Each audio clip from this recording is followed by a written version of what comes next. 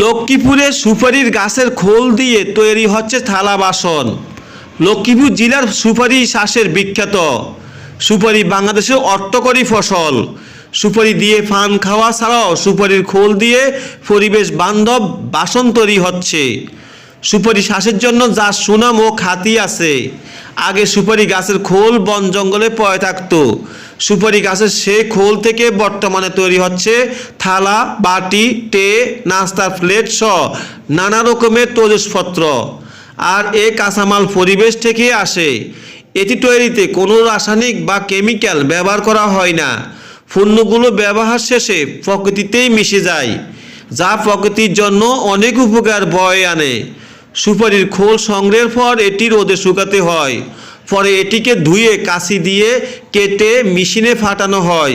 সেখান থেকে বাটি, প্লেট সহ নানা রকম সরঞ্জাম তৈরি হয়।